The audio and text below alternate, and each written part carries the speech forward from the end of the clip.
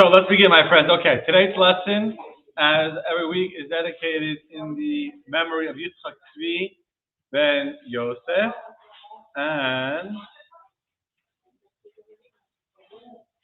there we go.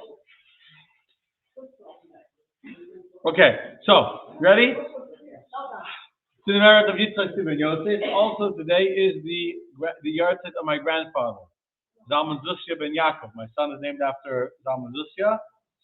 So today is his yahrzeit, so I have him in mind as well tonight's class. He's a fascinating story, but that's not for tonight. We have a lot to do tonight, so let's get straight to it.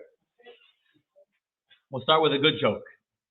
So the IRS comes to do an audit on a Jewish bakery, Chaim, whatever. The IRS was knocking on his door. They say, "We saw your tax returns, everything. We came to do an audit."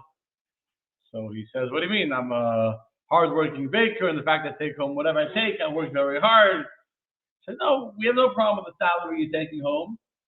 Our issue," says the IRS agent, "is on some of the expenses you're calling business expenses." So what do you mean? So specifically, I'm showing over here that you took 3 trips to Israel this past year, and you call them business expenses. Trip to Israel. So the baker says to the IRS agent, "What don't you understand? We do deliveries." We do deliveries all the way to Israel. Okay, so tonight we're going to talk about Israel. I'll soon show you why we're talking about Israel, why this week's parsha is about Israel. But let me first ask you a question before we get to anything about this week's story. The land, not the person, the land. Eretz Yisrael. Haaretz, the land. So my question to you that I want to ask before we get into the meat of tonight's discussion is, how important is the land of Israel? The Eretz, the land of Israel, how important is that to our Jewish identity? This is true. God promised us the land of Israel 100%. That wasn't my question if God promised it to us. My question is, today as Jews, how important, if we're trying to discover me in the Bible, right? So we're discovering ourselves in the story of the Torah.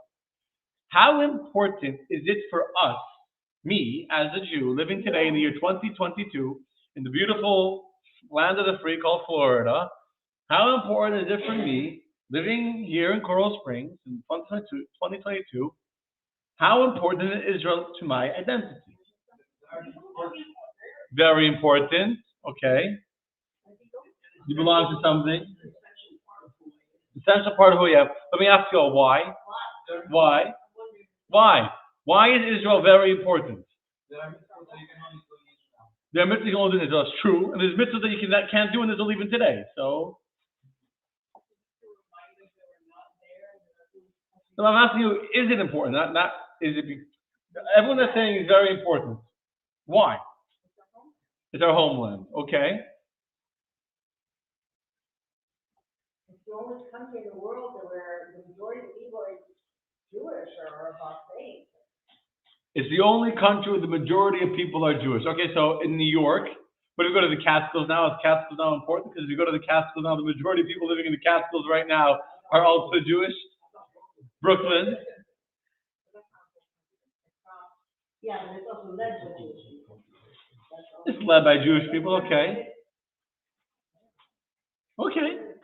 It's a good question. Farah said it's a good question. Because I'm really convinced to give it to really my home. But for Americans, America's the homeland. So what makes it so special? Well, so that's another conversation for an American. Are you an American Jew or a Jewish American? Which, if you're an American Jew, to say it's my homeland doesn't really make sense. If you're a Jewish American, you can say it's whatever. That's another.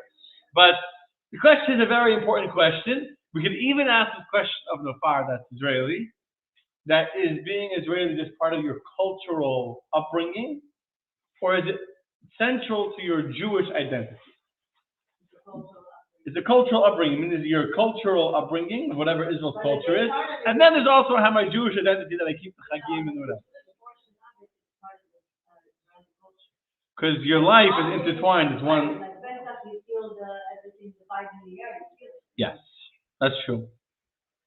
Okay, so I put that question out there. Don't worry, we will go back to this question later on tonight, Bezrat Hashem. That's where we're going to go, though. And obviously how it relates to us, to understanding, when we understand what Israel really means on the spiritual level, then obviously it'll be very easy for us to make it personal in our lives as well. Okay? But now let me go back to this week's Torah reading and show you why this week of all weeks we chose to talk about not a person, but a place, and see its relevance to us. So I'm going to begin by sharing my screen, and we're going to start reading from this week's parasha. In this week's Torah reading, Moshe Rabbeinu, it's not showing up. In this week's, okay, one second. View.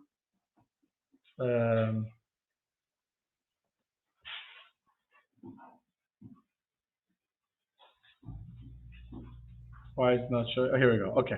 So in this week's Torah reading, we have Moshe Rabbeinu talking to the Jewish people, part of his final farewell before he goes. But here in this week's Torah reading, many, many times, he talks about the land of Israel. Now, the fact that God promised us the land of Israel is in many, many parashas, right? Many, many times in the Torah. I don't know how many, that God says, the land that I swore to your forefathers, the land that I gave you, etc. But this week we find much, much more than just that. I'm going to share my screen, and we're going to read from chapter 8, verse number 7, 8, 9, 10. Here's what the Torah says to us. Moshe speaking to the Jewish people. And he says, Ki Hashem Elokecha, because the Lord your God is bringing you El Eretz Tov, to a good land. An Eretz Nachale Mayim, a land with brooks and rivers of water, fountains and depths that emerge in valleys and mountains. Eretz Chitos Ha'ira, a land of wheat and barley, vines and figs and pomegranates. Eretz Zeishem and Uzvash, a land of oil producing olives, and a land of honey. Eretz, it's a land in which you will eat bread without scarcity. You will lack nothing in it. A land whose stones are iron, and out of whose mountains you will hew copper. You will eat and be sated. Uveirachta es Hashem Elokecha, you shall bless the Lord your God, al ha'aret ha'tova asher natan lach, for the good land he has given you. This is the first time in this week's Torah reading, not the only time, but the first time, where Moshe in detail describes the land of Israel to the Jewish people. Now notice, before we even get into some of the details, just notice how many times is the word Eretz, land, mentioned in these 4 verses. God is bringing to the Eretz Tova, the good land, a land with brooks of water and fountains and depth, a land of wheat and barley, a land of oil, olives and honey, a land in which you will eat bread without scarcity, a land whose stones are iron, and you will eat and bless God, your God, for the good land that he has given you. 7. I was counting. That was 7. Why does it say Eretz, land, 7 times? Because this is the land of the 7 nations. And now this land of the 7 nations is being given to the Jewish people. Okay? So this is a very, very vivid, detailed description of the land of Israel. It's not just the land that I swore to your forefathers. It's not just the land of milk and honey. This is in detail. A land of flowing rivers, of a land of stone, of copper, of iron, a land of no scarcity. So what are all these different dimensions of the verse talking about? No, if you were listening, I already said that Moshe is speaking to the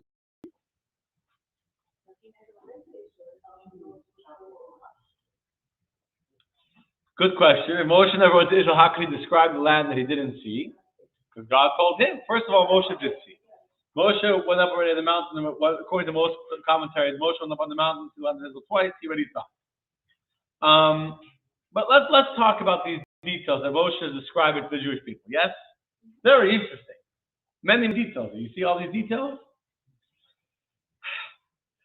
So the Sforno says that in these first 2 verses you have 6 different qualities. Each one getting more and more. So the first description of the land of Israel is in Eretz Tova, a good land. What does a good land mean? A good land is a land that has everything inside it.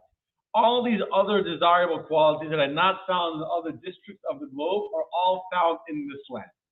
Which means, at a very simple level, one of the most amazing things about the land of Israel, one of the amazing things about the land of Israel is how such a small little territory, such a small little physical, geographical area could contain so many different natural elements. I don't know how many square miles Israel is. You have oceans with beaches.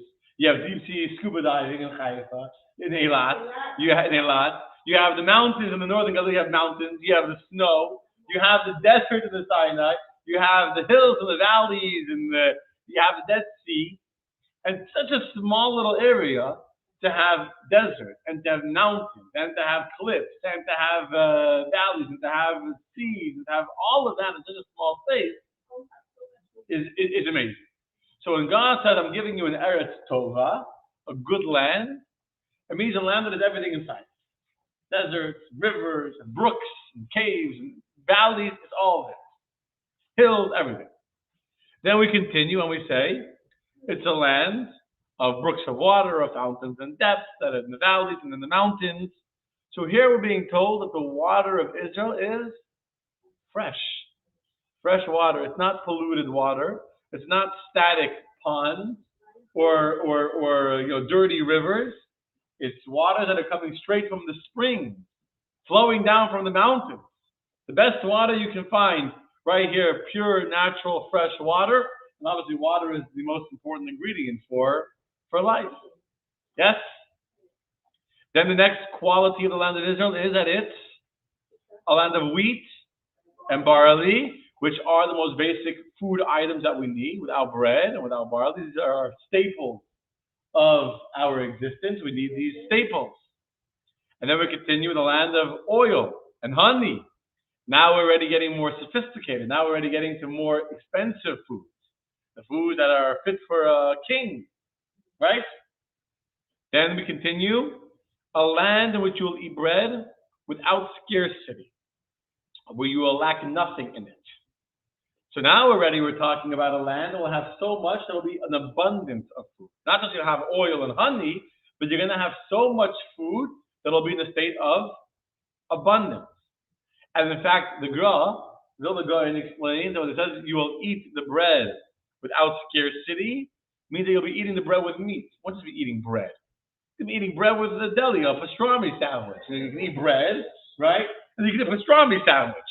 Now, a pastrami sandwich is also bread, but it's just two kinds of bread. There's bread. There's a good tuna sandwich with like lettuce and tomatoes, right? And then there's a pastrami sandwich. So you'll be eating bread without scarcity means you're gonna be having pastrami and you got it. A nice full brisket bun, etc. And a land whose stones are iron, and out of whose mountains you will hew copper. Here we're talking about not just the food that a person will eat, but all of the metals and the stones that are strong as iron, providing building materials and structures for shelter for us to live.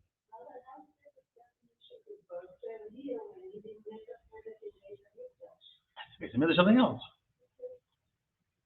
Okay, you notice all these different blessings? Lots and lots of blessings. So here Moshe is saying to the Jewish people, not just that I'm giving you a land, not just that I promised your forefathers a land somewhere. The land that we are getting from God is everything. It's a good land that has every kind of area within it. It's a land that has fresh water. It's a land that has an abundance of grain, barley for us to eat our basic needs. It has pomegranates and figs and honey and oil. A land has even more abundance within it. And all the delicacies. It's a land in which we'll have bread without scarcity. So now we're talking about a land of meat and extras. We'll lack nothing in it. A land whose stones are iron, out of whose mountains you'll hew copper. We will have building materials, everything you need. We'll have all the minerals. We'll be able to dig, and we'll be able to build everything we need in this land. Okay. Now, by the way, I will just point out to you, I'm not going to go too into this, that all the elements of existence are included in these verses. We have inanimate objects, You have vegetation, we have animals, and we have people. And look at these verses. I'll show the screen again for those that are watching from home that can't see all the verses we're showing you. But look at the verses we're talking about over here. So here we're mentioning, first of all, the land with brooks of water, the fountains and the valleys. We're talking about the land whose stones are iron and whose mountains will you copper, right? Inanimate objects that are included in the blessings of the land of Israel. We have a land of wheat and barley, of vines and figs and pomegranates, of olives, and the honey. I should say the honey, I should have said it before. What's the honey? The honey of dates. Dates. The land of dates. The dates will be so rich, the dates will be so luscious and so ripe, and literally the honey of the dates will just be dripping onto the floor from the richness of the dates. Then we have a land in which you will eat bread without scarcity. You will lack nothing in it. This is referring to eating the animals, eating meat, together with the bread. And finally, we have in the verse 10, and you will eat, and you will be satisfied, and shall bless the Lord your God for the good land He has given you. This is referring to us. Us. We got to bless God and thank God for the good food that we have gotten, right?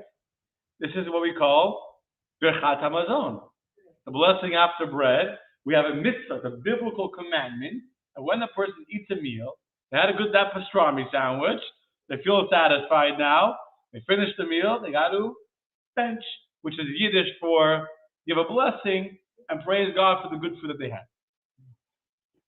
By the way, you'll notice in this verse that God says you shall eat and you'll be satisfied and you shall bless the Lord.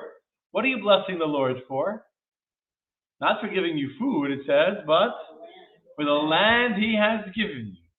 So there's a direct correlation and relationship here between our satisfaction, our feeling of success, money and food, and the land that God has given us. Because what we have, it's all a gift from God. So the person, even today, you didn't get your food from the land that God has given you. You got it in Publix or in the Aroma or the Grove. But still, how did you have money to buy it? How were you able to get the food? It's all because of the gift that God has given you. And so therefore, we say we bless God in appreciation that everything we have is a gift from Hashem. I'll also add that even though the Torah says you should bless God for eating a meal that satisfies you, the Jews are extra careful.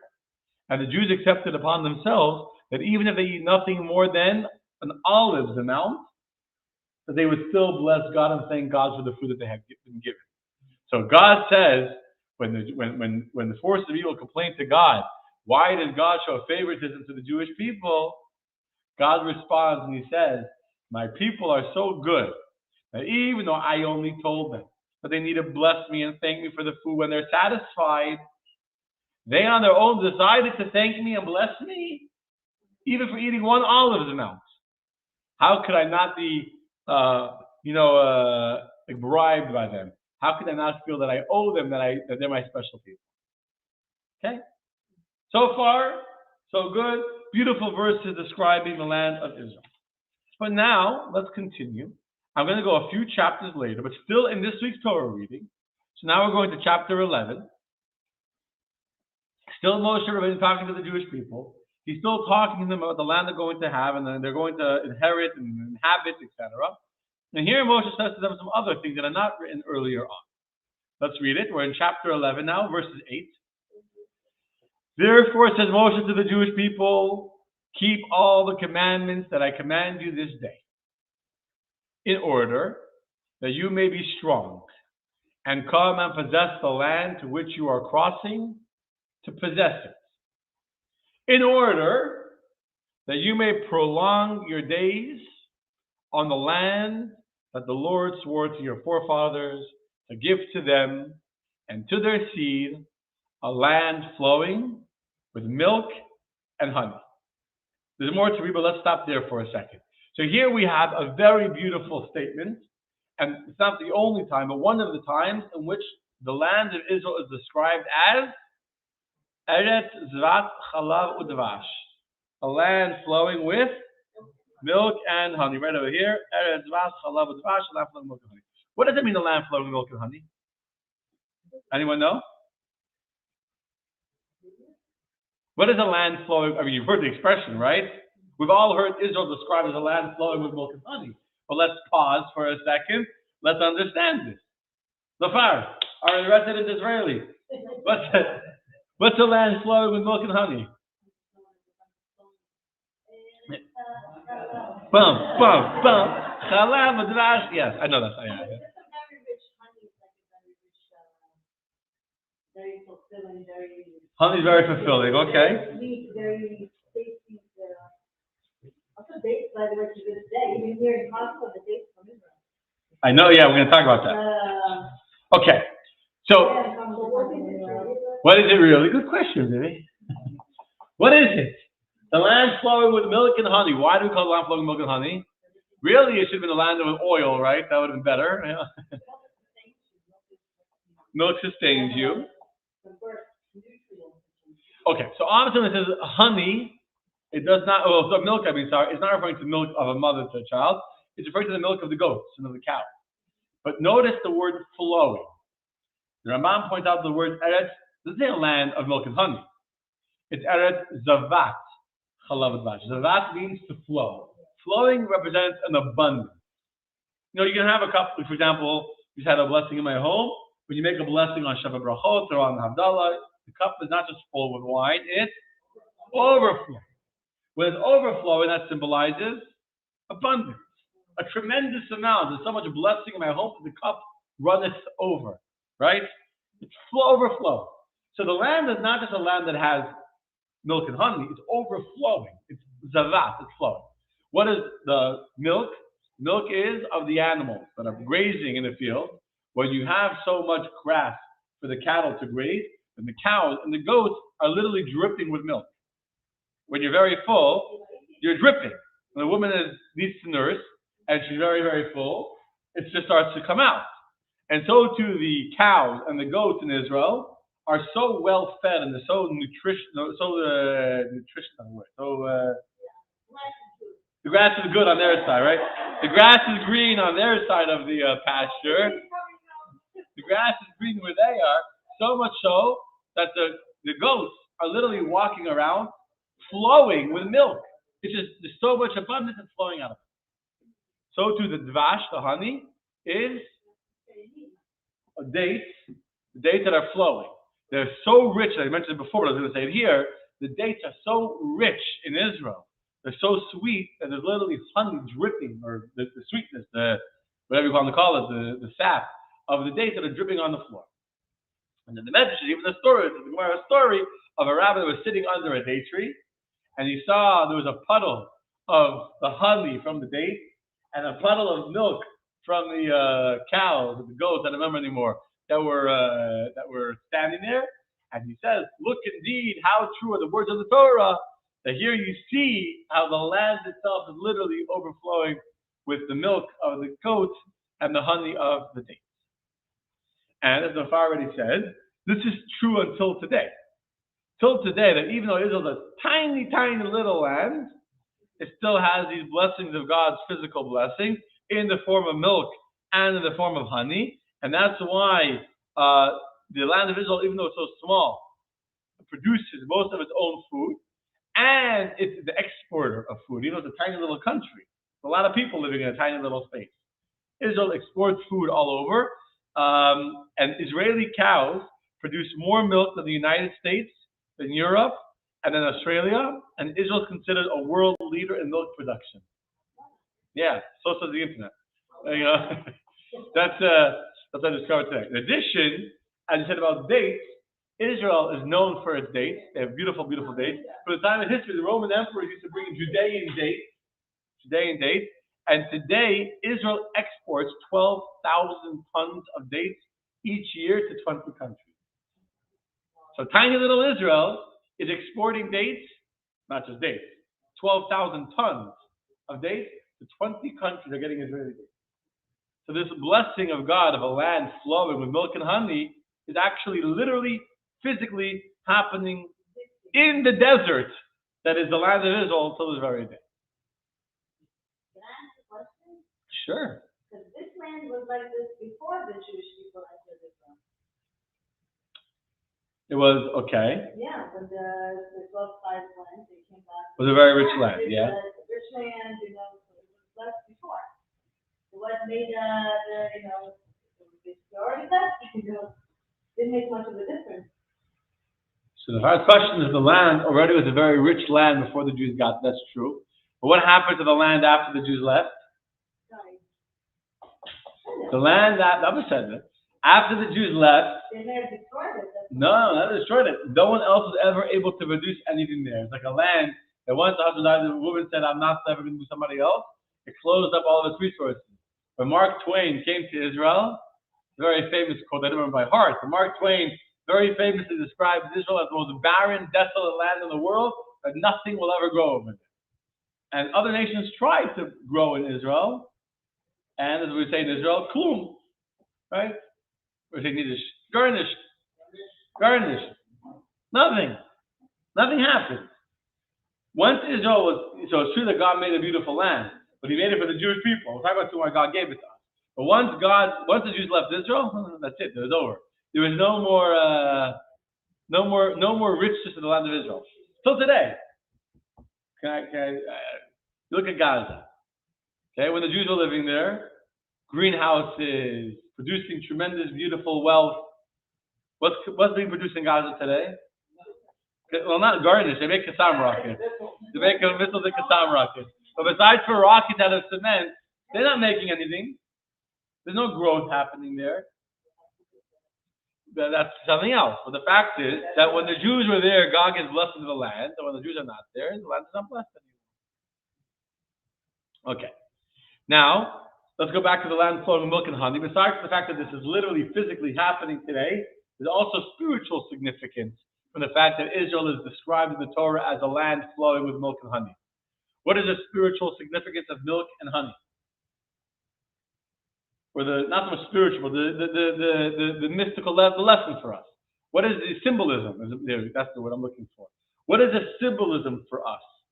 From the fact that Israel is described not as a land of chicken and milk and honey. What's milk and honey? What's milk? Someone mentioned before. What's milk? Nurturing. Milk is life. If you wanted one food that embodies nurturing, it would be milk. Right? Milk represents superior, it's nourishment. That's milk. If you wanted one food that describes sweetness, what would that food be? Honey. Honey is like the icon, the poster boy of sweetness, right? Milk is the poster girl. Am I getting gender not neutral now? Am I getting like milk is a poster thing of nutrition, of nourishment, of growing, right?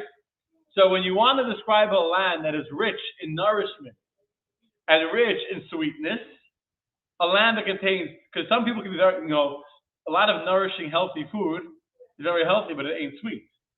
And a lot of sweet food is very yummy, but it's not very nourishing. So to describe a land that contains the best of both worlds, it's a land that's milk. It's a land that's a nourishing land. It's a land that's full of nutrients and vitamins and, healthy. And it's also a land of sweetness, that it tastes like you're eating dessert. That's a unique blessing that's described and epitomized in the description of Israel, the land flowing with milk and honey. By the way, I just thought of a message right here. If we have to recognize that we're not just talking about a land, but we are the land, we also need to live our lives like that. We need to be both milk and honey. We got to be nurturing and nourishing, but not in a harsh way, in a judgmental way, in a tough way, but in a way of sweetness, in a way of honey. A land flowing with milk and honey. Okay. One more symbolism for us from the milk and honey. One more beautiful message, a beautiful idea of milk and honey. Both milk and honey are unique in that they share a paradox, meaning they both share the same interesting paradox, which is honey is kosher, obviously. Where does honey come from? A bee, which is not kosher. A bee is not kosher. Honey is unique. The honey is the only food that comes from a non-kosher animal, which is kosher. So the decree of the Torah. Every milk of a pig, if the pig is not kosher, then the milk is not kosher, right? Honey comes from a non-kosher animal, the bee, but it's kosher. And milk comes from a cow, which is meat. Meat. And meat and milk can't be eaten together. So you cannot eat a honey with the bee, and you cannot eat milk with the meat. Interesting paradox that they both share. What do you understand? Honey comes from a bee. Is a bee kosher? No. So you can't eat from the honey, from the source of the honey. You can't eat, right? The cow. Can you eat the cow together with the? Can you eat the cow together with the milk? No. Got it? What? Yeah, but it's just it's a symbolism. It's not a physics. Anyway, let's go further.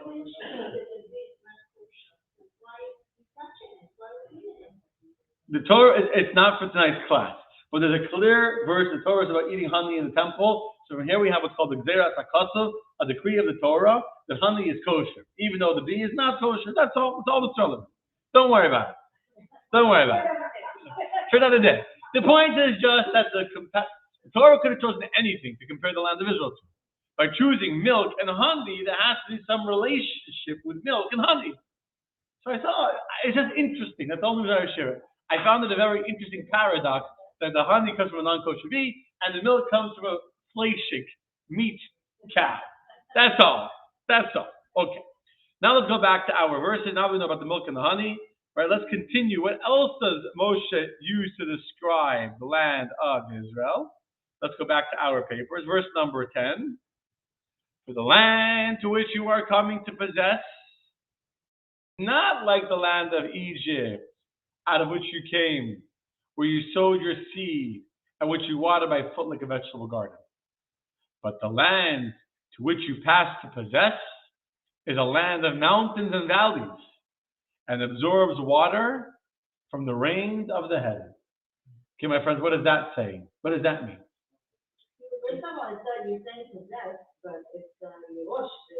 To inhabit. To possess means to push out the nations that live there and to make it your land instead.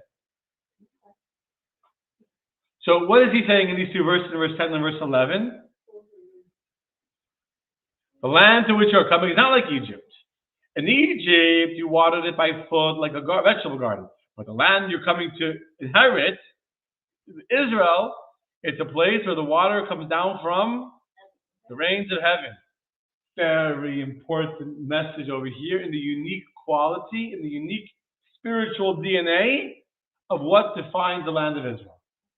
Which is, Egypt was a land of let me do that. Egypt was a land that convinced itself, that appeared to itself as a land of self-sustaining ingenuity, of science, of technology, figuring out how to sustain ourselves in the time and to create canals and irrigation systems by which the Nile can water the entire land by foot like a vegetable garden. If you lived in Egypt, you fell to the prey of believing in the power of science, in the power of the technology and the advances of modern days to have an irrigation system by which the Nile can irrigate the entire land of Egypt because there was no rain. God says Israel is going to be very, very different. Israel is not like Egypt. Israel has no false pretenses of a natural order by which a person can receive the divine blessing. Israel is a land which gets its blessings, its sustenance, direct from the heavens. Direct. Straight from God, straight into my field. So I know, I see the hand of God in my life. Very important message here. And we're working our way up on spiritual levels. Not only is Israel a land that's blessed with all of these different blessings that we talked about, not only does it have the 7 species by which the land of Israel is known, the pomegranate and the figs and the dates, not only is it a land of fortified cities and iron and steel and all that, not only is it a land of flowing with milk and honey, but it is a land in which the hand of God, in which the divine supervision of God, in which God's involvement in our existence is open and revealed. And that's a big blessing. It's a big blessing. When we live in America, like living in Egypt, it's very easy to fall, Egypt of then, it's very easy to fall to the prey of thinking, look at this irrigation system, and beginning to think that our blessings, our parnasa, our income, our money, it's not from God. Or we begin to think our money comes from the stock market, or my job, or my boss, or my own brilliance, my own wisdom, my own investment, my own whatever. In Israel, you don't make that mistake. In Israel, it's clear the fact that you have water for your fields to grow is direct from the hand of God. Now, I've shared this in the past, but my grandfather's great-grandfather, Matisyahu, was born in a little town in Russia called Shadrin, which is a farming colony in Russia. Why was he born there? Because the third Chabad Rebbe, Tzemach Tzedek, felt very strongly that Jews should not be peddlers and tailors and running around from city to city struggling to make ends meet, but that they should be farmers. Why? He said this clearly. Because when you are a peddler, you think, where does your money come from? The people that bought your, whatever tchashkulach you were selling, your pots and pans. But when you're a farmer, you know that what's going to give you blessing and success? The heavens. So therefore, he felt that a Jew should be a farmer. Now, Jews in Russia were not allowed to own land. It was against the law for a Jew to own land. The Schneerson family had honorary citizenship, not in the times of communism, but in the times of the Tsar. And since they had honorary citizenship, the Tzemach Tzedek was able to fundraise money, and with that money, they were able to buy large sections of land, make little small Jewish or Hasidic farming colonies where Hasidim lived together as a kibbutz, farming and living off the land. That's where my grandfather's great-grandfather was born in the times of the third Chabad Rebbe in this little Shadrin, named after the pirates that sold this land to the Schneerson family. Anyway. And then we come continuing our spiritual journey higher and higher to appreciate what is the true identity of the land of Israel. We come to the next verse, which is perhaps, at least in the Rebbe's times, the most famous verse. What does Moshe say about the land of Israel? Verse number 12. The land of Israel is the Eretz, it's a land. Asher Hashem Elokecha Doresh Ota. It's the land that your God looks after it. Einei Hashem Elokecha. But the eyes of God are upon this land from the beginning of the year until the end of the year. Meaning, it's a land that God looks after it constantly. This thing actually, the translation is not 100% correct. It says, Doresh Ota Tamid. He searches after it constantly. The eyes of Hashem are upon this land from the beginning of the year till the end of the year. This is already a whole new level of spiritual revelation. Meaning not just that we notice that the rain that we're hoping that we need in order for our crops to grow comes from the heavens, but here we see that every single thing that takes place in our lives in Israel, it's true in America too, but in Israel it's more revealed. Einei Hashem Elokecha. The eyes of God are there. There's an open, revealed, what we call Hashkacha Pratit or Hashkacha Elyona, divine providence, divine supervision, divine involvement, where God's eyes are paying attention and looking at the land of Israel. And therefore the land of Israel is a holy land. It's not just a land, it's the land. It's the land that God himself puts his eyes there and which God gives special attention to. Now, before I get to the main point, I want to tell you that whenever there was a moment of threat or danger in Israel, and many Jews felt the need to escape from Israel because of whatever impending war was coming, this is true in the 6-Day War, this was true during the Gulf War in 91, and you see the videos, and people were surprised. But before the Gulf War in 91, Saddam Hussein was openly declaring the end of Israel. It wasn't a secret that he was trying to annihilate Israel. It was no a secret about what he wanted to do. He was very open. We have Scud missiles, and they were very afraid that on those Scud missiles would be chemical warfare, and people in Israel were sure that there would be mass casualties. You remember it? There was fear in the land, yeah? You went to school with your Gaz mask on. There's countless videos, excuse me, I have to put this collages in it, of people that came to the Rebbe. My son is in yeshiva in Israel, I want to come home. We have a wedding scheduled in Israel, we want to cancel the wedding. 6-day war too, I said 6-day war too. Yes. And there were many, many people, very understandably so, who wanted to cancel their trips to Israel, who wanted their kids who were learning in seminary or in yeshiva to come home. They were going to do a wedding. And time again, with absolute conviction and clarity and certainty, the Rebbe quoted this very verse that we are reading over here. Eretz Asher Hashem Elokecha Doresh Ata. This land is a land that the eyes of Hashem are upon it. Mereshit Hashem Avad Achir Shana. This is a land on which the eyes of God are there. From the beginning of the year to the end of the year, there's not a moment in which God is not protecting this land and watching over this land and supervising this land. And therefore, the Rebbe said over and over again, this is the safest place in the world. Safest place in the world, Israel. Safest place in the world. That's what the Rebbe said, based on a literal understanding of what the Torah is saying, that God is watching over the land. So now let's go back to our question I started tonight with. Israel is a beautiful land. Here we have not just that it's a beautiful land, not just that it's a land promised to us by our forefathers, to our forefathers, which by the way is why we can't just give it away. It's not ours to give away. It's our promise to us. But it's a land with all of the qualities that we mentioned. Qualities of fresh water, the qualities of food, the qualities of delicacies, the qualities of nutrients and of building materials, the qualities in chapter 11 being a land that's openly connected to God, a land of flowing with milk and honey, a land which is direct connection to Hashem, a land that is God's eyes upon it. So I ask the question, why do we, Jewish people, need a land? Why does God need a place in a physical world that should be God's, so to say, favorite place? Isn't God everywhere? God is everywhere. It's a good question, huh? God is in Florida, right? We believe God is here, and we believe when we do a mitzvah right here in Coral Springs that God is with us and God cares about us, and we're not like second class. We're not excluded from Judaism because we're not living in Israel.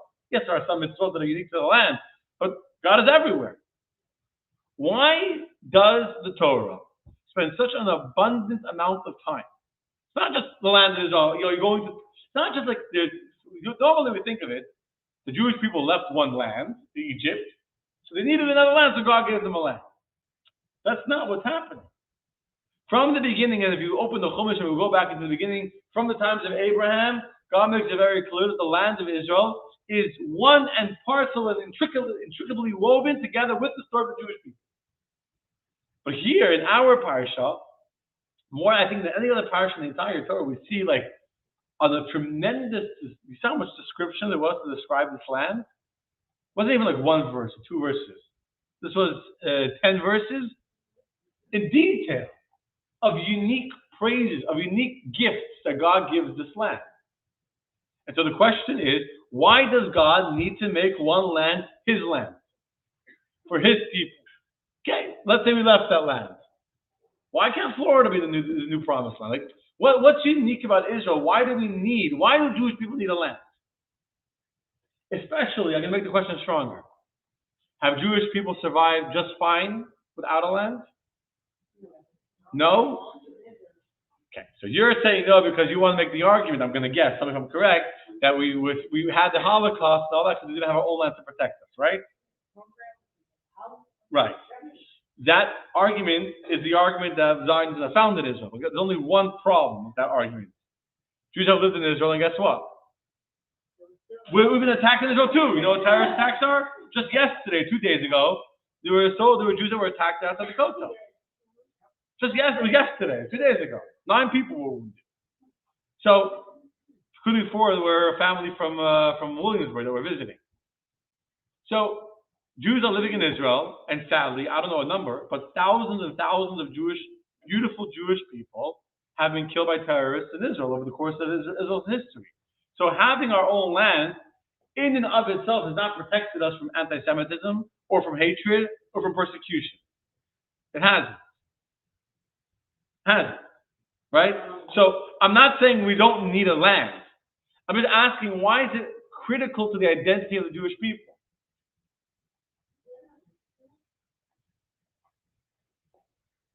Stumped you all, huh?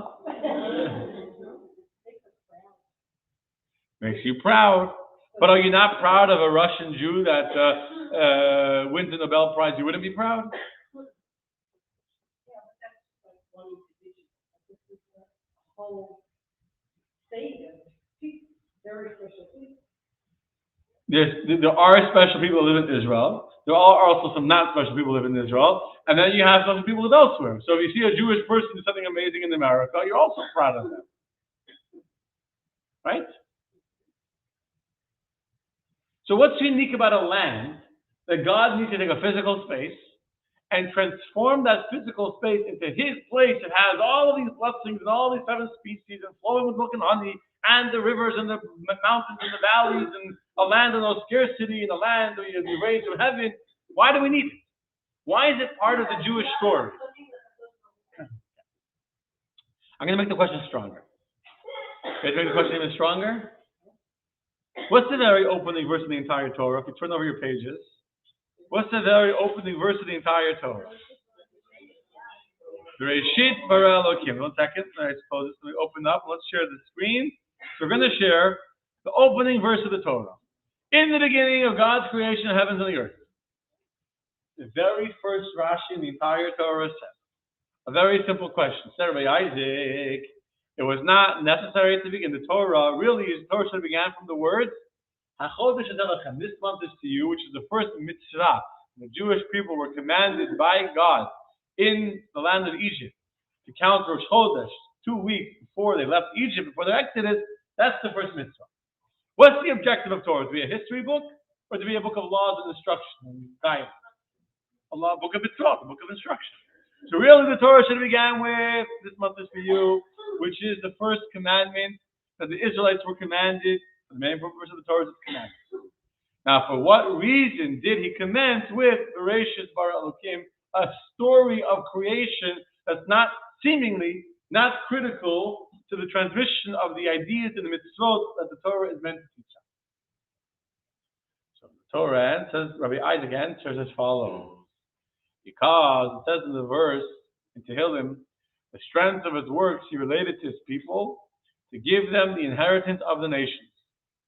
If the nations of the world should say to Israel, you are robbers, for you conquer by force the lands of the cities of Canaan, the Jews will reply, and what will we answer? The entire earth belongs to the Holy One, blessed be He. He created it and gave it to whomever He deemed proper when He wished. And He gave it to them, and when He wished, He took it away from them and gave it to us. So what's this opening Rashi telling us? That what is the reason why the entire Torah is written out of order? That instead of beginning with mitzvot, the Torah begins with a history lesson of creation, is in case a non-Jew will argue in the UN and say that the Jews are robbers who stole someone else's land, we'll have an answer to the claim of the non-Jew. Is that a reason for the whole Torah to begin with the story of creation? What's the objective of Torah? To teach me the commandments? Or to give me a way to argue with a non-Jew that wants to fight with Jews in the UN? To teach us the laws.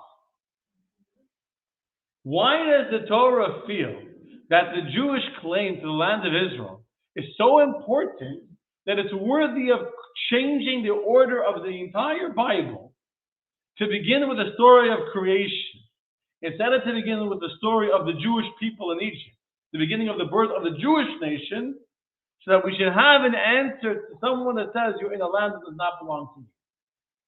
Who cares what they say? Who cares if we have a land? Obviously, we should have a land. But why is it critical to the story of the Torah? You understand my question? I'm not saying we shouldn't have a homeland. We should have a homeland. We should have a place where Jews are safe. We should have a place that protects Jews where any Jew has citizenship. I'm in favor of all of that. But why does the Torah feel that this land is so important, that it has so many biblical verses to describe it? At the very beginning of all of the Torah, the opening verse is to prove to a non-Jew this land belongs to us. And if we couldn't answer the non-Jew, then what? Ready for a beautiful explanation of the Rebbe? A Jew might make the following mistake. And he may think to himself that Judaism is a religion. Meaning, what are religions? All other religions are exercises in spirituality. Spirituality. It's about being holy. It's about being godly. It's about meditation, about transcending your physical self to become more holy, more sublime, more exalted. And yes, it's true that the Torah gives physical action that we need to do, but that's because we're physical people. So the way a physical person can experience a religion is through physical deeds. But at its core identity, what is the objective of the religion of Judaism? At its core objective, the religion of Judaism is it's a religion. It's about being holy. It's about being spiritual. Comes the Torah and tells us as follows. You should know that the entire purpose of creation is to create a land called Israel. And the entire purpose of the land of Israel, the Jewish people should be able to take that land and make it the physical land and make it a holy land. Not just to be a Jewish land, but let it to be a holy land. And therefore God gave many mitzvot that are unique to the land of Israel. There's no mitzvah that you can pray more in Israel than pray here. To do spiritual things you can do here like you do there. But the laws of the land, of the physical, tangible, materialistic earth of Israel, there's so many laws of Shemitah and of Pei, all the laws that only apply the Truma, the Bikurim, the first fruits, the tithe, the 7 years that the land lays fallow, the corner of the field, the leket, the shikha, the pei, all these laws that only apply in the land of Israel, and some other ones that we do today outside, but they are primarily in Israel, like Erla. For what purpose? To recognize that the core essence of Judaism is to take a physical land, a physical earth, and make it holy. That's what Judaism is at its core. At its core. And therefore, when we want to describe the beauty and the power of the land of Israel, how do we describe it? The first verses are describing its very, very physical, tangible aspects. We're describing that it's a land of physical brooks of water, of fountains, of springs, of valleys, of mountains. A land of food, of wheat, of barley, of figs, of dates. It's a land of bread in which you lack nothing. A land of stones of iron, of copper. Physical things. For what purpose is God giving you physical things? V'yachalta, v'savata, u'v'yachta es Hashem Elokecha al aretz hatov asher natan lach. You will take this physical food. You'll take this physical copper. You'll take this physical land. The physical land. The actual land, the tangible land. And you're going to transform the physical into a moment of spiritual awareness, of thanking God, not for something holy, but for something that you ate. And because you were satisfied from what you ate, that will allow you to experience the essence of Judaism at its core. At its core. And that's why Judaism, we've survived for thousands of years without the Torah, without a land. We survived for thousands of years without a place to call our home. We had Torah. And we had different languages. We had Aramaic, and we had Arabic, and we had Ladino, and we had Yiddish, We had other cultures, we had other languages, we had other places. We never lost our identity because we had the Torah. But at the end of the day, the Torah's ultimate ability to fulfill its purpose is in the very opening verse of the Torah. And in these verses in our parasha. To have a physical land, and in that physical land, to transform the physicality of that physical land into a home for God. Okay. It's not about the actual place of it. Okay. So now let me say the story I was going to say in a second, and I'll answer your question. So the times of the Tzemach Tzedek, the third Chabad Rebbe, I mentioned about it briefly before, he was a chassid that wanted to make Aliyah. He wanted to go up to Israel. He wanted to make Aliyah to go to Israel. And the Rebbe didn't give him a blessing to go. Actually, I'm not sure if I'm confusing that two stories. He went to the mikvah, and in the mikvah he saw a vision of him traveling in Yerushalayim and going through up the Har HaBayis, up the Temple Mount, into the temple. He opened the doors of the Kodesh HaKadosh, the Holy of Holies. He opened the curtain of the Holy of Holies. He was standing in the office of the Rebbe. I think it might be a different story. But anyway, with the Tzemach Tzedek, he came to the Tzemach Tzedek for a blessing to go to Israel. And the Tzemach Tzedek told him the following famous words. Machda Eretz Yisrael, which in Yiddish means Machda, make here the land of Israel. Make here Israel. Israel was described here in great detail with all of its physical components. But at the end of the day, what's the objective? The objective is not, if Israel's a homeland where we can be safe from pogroms and from Cossacks and crusades, then it can be anywhere, wherever you can build nice high walls and put up a nice fortress. The point of the land of Israel is not that it's a homeland. The point of Israel is that it's a physical land, of physical features, that God says, in this physical land, my eyes are in it, my eyes are on it, my eyes are watching the spirituality you're going to grow from the physical. So therefore, our mission is to take the physical world and make it Eretz Yisrael. And when we finish transforming all of the physical world into a home for God, then we'll be able to go back to the land of Israel, together with Mashiach, to experience the revelation of God that we've created through our work. But it's not limited to the physical space of Israel. It's about a mission. It's a mission of transformation. So why fight for it? Then let's go. There's a much better life here in the U.S. than not fighting against all the Arabs and others.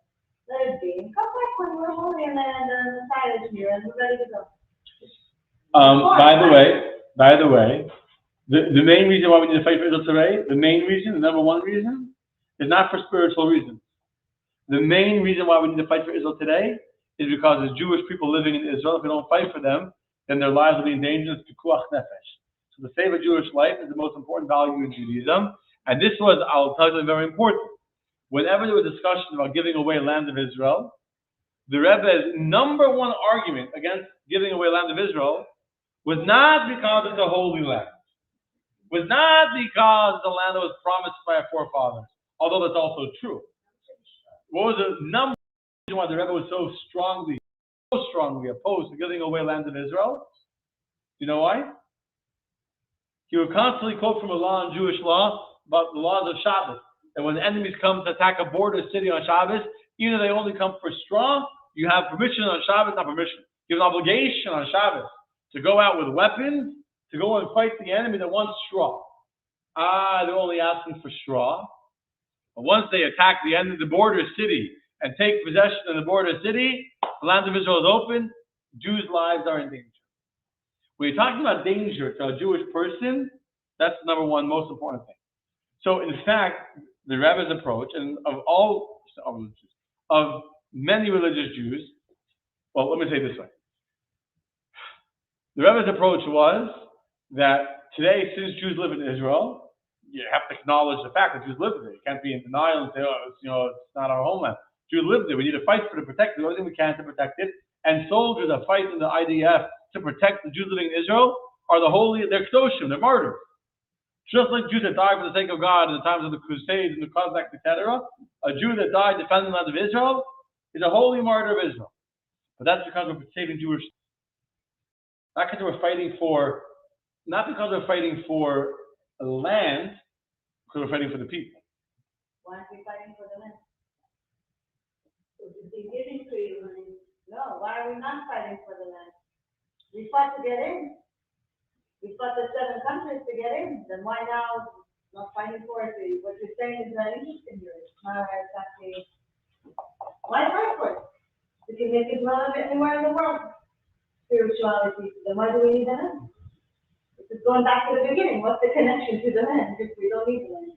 So I'm saying to you that the fight for a place for Jews to be safe is Now there are no Jews in Israel. They're gone. There's no need to go back there. Why do we need to go back there even? Why did the Jews want to go back there in the beginning?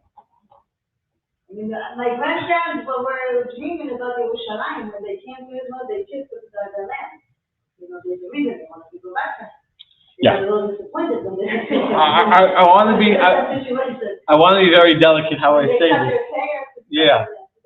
So if you tell me that from what I understand, the whole reasoning behind this, I'm not going to Israel now, is because it's not a halacha country. Okay, it's not Israel right now. It's not by the Torah law. Israel is the existence. That I can understand.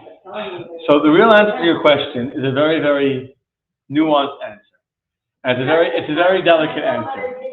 I'm gonna address it. That's right. So I wasn't planning on going there, and I'm gonna try. Yeah. I have you in the room. You came the right week, huh? Yeah, you picked a good week to come. Oh, my mazel. There is a very important debate that today you don't feel it as much, but if you go back 100 years ago, was a huge debate in the Jewish community, which was about Zionism. And is Zionism something that Jews should believe in or not? What was the approach? Okay, let me explain. What was the Zionistic ideal? The Zionistic ideal was not only freedom, but there was a certain connection to the land as well. Freedom from religion. They wanted to turn religion into a religion of the land. And they felt that our religion is the land of Israel. And if we had, like, easy almost that we had all these other Jewish mitzvot and all that was in order to maintain our identity in exile. So when you're living in Russia, or you're living in Tunisia, wherever, you're living in Yemen, how will you be a Jew? You keep the Chagim, that will keep your identity. But now you're going to Israel, you don't need Tefillin anymore. You don't need a kippah, because now you're in Israel, and this is our religion. The general consensus of the majority of Torah-abiding Jews, I'm going back now 100 years ago, whatever, was that the coming of Mashiach and the of the exiles, as it's called, the Kabbalah, the Chem, the Me'arba conference, are to gather in the ingathering of exiles from all 4 quarters of the universe, is something that God is going to do for us. It's not something that we're going to do on our own. And in fact, for that very reason, there were rabbis that felt the Jews going to Israel and creating a situation where they're going to be fighting against Arab neighbors and putting Jewish lives at risk to fight for a land that God has not yet said is ours to take back, is endangering Jewish lives for no reason. It's endangering Jewish lives. Today, you don't hear that perspective because today it's already, even in Chabad, because today Israel's already accepted fact. It's already reality. But before it was reality, many Jews felt not to go to Israel. You were putting Jews into a dangerous situation. They were in this situation also in Europe. That's true. That's true. That's true. That's true. We're in danger wherever we are. Israel didn't take away that danger because we're still in exile. The Jews are there and the land did happen. The UN gave us the land. It's still something not. You put us there for a reason. The UN didn't give us the land. That's part of the problem. That's a big part of the problem. Is that the Israeli claim to the land of Israel? If you look in the Israeli Declaration of Independence, what does it say in the Israeli Declaration of Independence? What does it say? If everyone's in the room, what does it say? What is it? Okay, but so what is it? Cannot come out from what's happening now. Everyone knows that every normal Jew, let's just say Israeli people, it's a different, completely different. But I've read a lot of horrible things that have happened over the years. But So actions that are there, there's a reason they're there. You know, God has made that happen too. So Right, but- what if we all go there and we make the Israel amazing as it used to be again, and then all of a sudden it's a Torah land, and boom, we Mashiach back. And we're now back, we Mashiach. the point of Eretz Yisrael, the point of what I'm saying tonight, of taking a physical land and making it, is not exclusive to a specific space on the globe. Yes, God chose a specific space on the globe, but why did God choose a specific space on the globe to take the Jewish land? To show the Jewish people your identity is not a purely spiritual identity. Your identity is intertwined with transforming physical land into spiritual holiness. But it's not limited to that land. Meaning, the sparks of holiness that fell all over. When this world was created, how was this world created? How it was created? There was another world before this world. The world of Tohu. A world of Tohu. A world of tremendous divine energy. Too much divine energy that it can't even be, it couldn't be contained in vessels. So what happened? Because it was so intense, the vessels couldn't handle the divine light, and I'm going to very deep Kabbalistic ideas, and there was something called Shviras Hakim, a breaking of the vessels, and these high divine energies scattered into the physical, scattered. And the higher they were, the lower they fell. It's a general idea in Kabbalah. So these sparks of Nitzutas of Kedusha fell all over the world. A majority of them fell in Egypt, which is why the Jewish people had to be in Egypt. Meaning, part of the Jewish story required us spending 210 years in Egypt, being slaves, in order to elevate the sparks of these high spiritual sparks of Tohu that were embedded in the physicality of the world. This is true for the entire globe. Right here in Florida are sparks of holiness that fell here.